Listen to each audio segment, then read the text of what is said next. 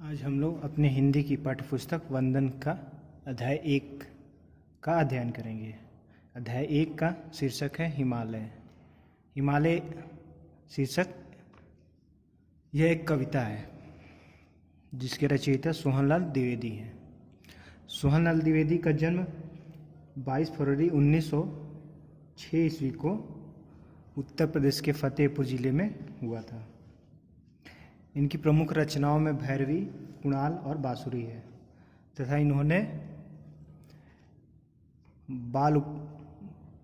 बालकों के लिए यानी बच्चों के लिए एक रचना भी लिखी है जिसका नाम है दूध बतासा।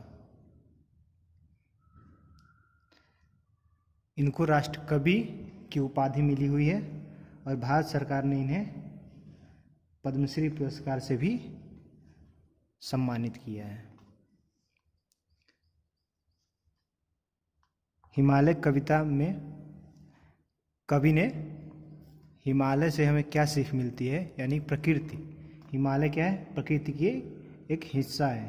तो यानी प्रकृति यानी हिमालय से हमें क्या सीख मिलती है, क्या शिक्षा मिलती है, क्या सीखना चाहिए, यह कविता के माध्यम से बताया है। कविता का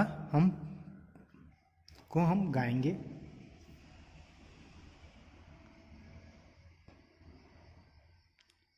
खड़ा हिमालय बता रहा है, डरो न आंधी पानी में। खड़े रहो तुम अविचल होकर, सब संकट तूफानी में।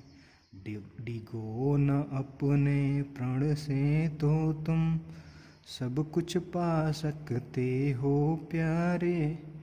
तुम भी ऊंचे उठ सकते हो, छू सकते हो नभ के तारे।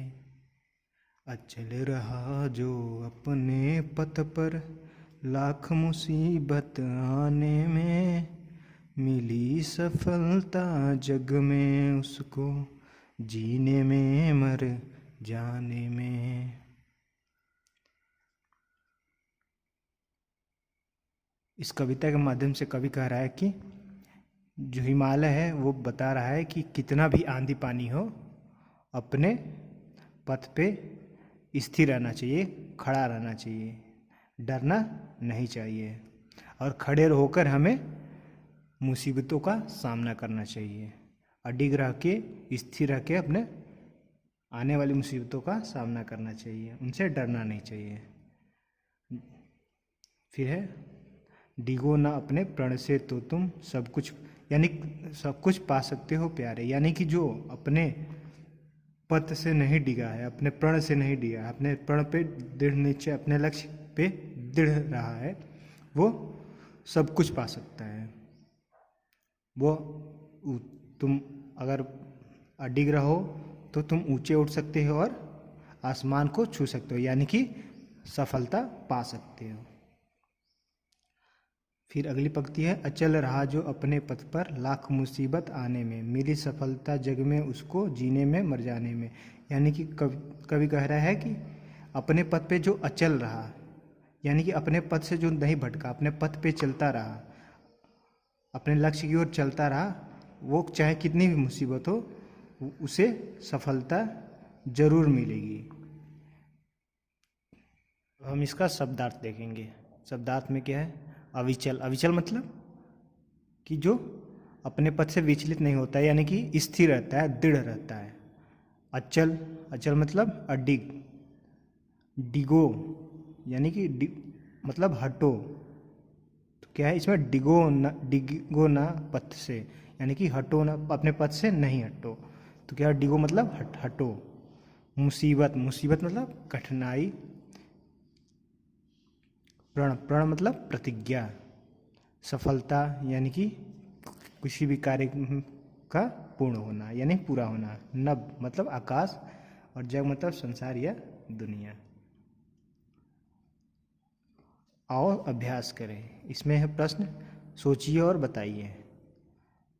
प्रश्न है, आंधी पानी से न डरने के लिए कौन कह रहा है? तो आंधी पानी से न डरने के लिए कौन कह रहा है? हिमालय कह रहा है। ख किसे नहीं डिगना चाहिए, किससे नहीं डिगना चाहिए, किससे नहीं डिगना चाहिए, मुश्किलों से या मुसीबतों से हमें नहीं डिगना चाहिए, नहीं हटना चाहिए अपने पथ से, चाहे वो कितनी भी मुसीबत आए। ग है, तुम क्या छू सकते हो, तो तुम नभ के तारे यानी कि क्या सफलता पा सकते हो, या नभ के तारे छू सकते हो यानी कि सफलता पा सकते हो। घ, कविता में किस पर अचल रहने की बात कही गई, तो कविता में किस पर अचल रहने की बात की, तो कविता में अपने पथ पर अचल रहने की बात कही गई है। अंगा, प्रस्तुत कविता के कवि कौन है, तो प्रस्तुत कविता के कवि कौन है, सोहनलाल द्विवेदी हैं। लिखित प्रश्न 1, इसको कहाँ करना है, अपने अभ्यास पुस्तिका में करना है, फेयर कॉपी में। सही विकल्प पर सही का निशान लगाइए। कहा है हिमालय किससे नहीं डरने के लिए कह रहा है, हिमालय किससे नहीं डरने के लिए कह रहा है, अंधेरे से, बारिश से, आंधी पानी से या नदियों से, तो क्या होगा, आंधी पानी से।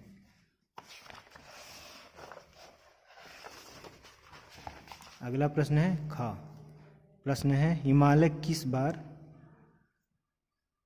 किस बात पर डटे रहने के लिए कह रहा है, तो यहाँ पे बात होगा, बार नहीं होगा। तो हिमालय अपने पथ पर, अपने प्रण पर, अपने घर पर या हवा पर, तो अपने पथ पर डटे रहने के लिए कह रहा है।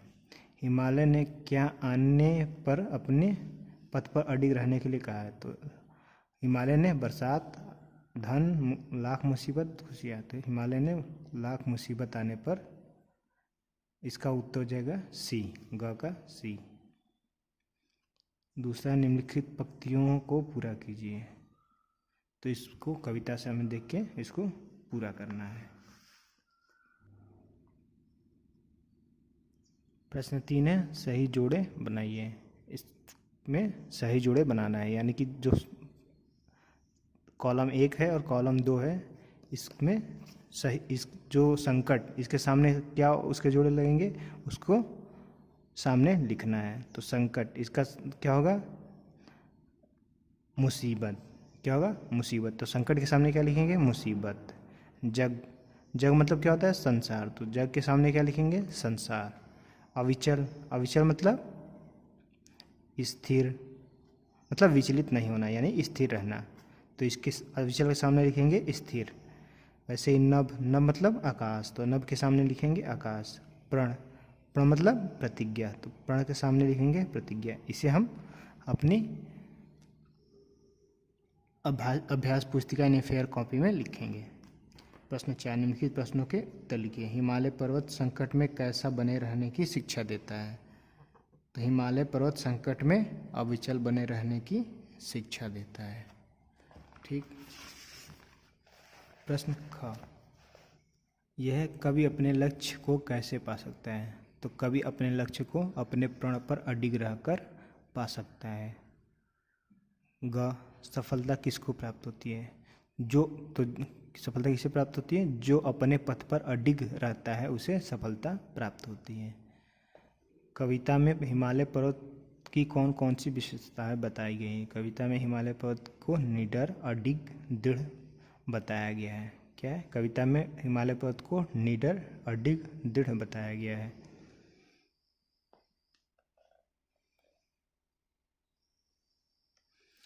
भाषा की बात, एक है किसी शब्द का समान अर्थ बताने वाले शब्द को समानार्थी या परवाची शब्द कहते हैं। निम्नलिखित शब्दों के उनके समानार्थी शब्दों को मिलाइए। इनके हमको पर्यायवाची शब्द उनके सामने लिखना है या मिलाना है। क्या है, पानी, पानी का क्या होता है, जल, तो पानी के सामने लिखेंगे जल। ऐसे ही हम इसको करेंगे, स्वयं करेंगे। प्रश्न 2, इसमें क्या है, कविता में से छांटकर समान तुक वाले शब्द लिखिए। तो इसमें समान तुक यानी तुकान शब्दों को लिखना है। पानी, पानी के इसमें क्या होगा, कविता में देखेंगे तो पानी क्या होगा, तूफानी। वैसे प्यारे के क्या होगा, तारे। तो ऐसे तुकान शब्दों को हमें स्वयं लिखना है।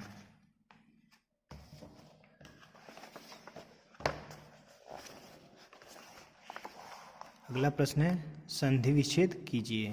तो हिमालय, हिमालय किस कैसे बना है? हिम और आलय से बना है। वैसे ही विद्यालय, विद्यालय कैसे बनना है? विद्या धन आलय, तो क्या हो जाएगा? विद्या धन आलय।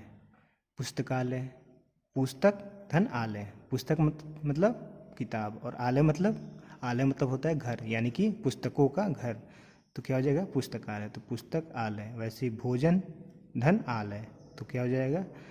भोजनालय। तो यहाँ पे क्या लिखेंगे? भोजन धन आलय। वैसे अनाथालय, तो क्या हो जाएगा? अनाथ प्लस आलय, तो इसको हम लिख लेंगे। और क्या करना है? और इस कविता को याद करना है और एक वीडियो बना के अपने ग्रुप में सेंड करना है।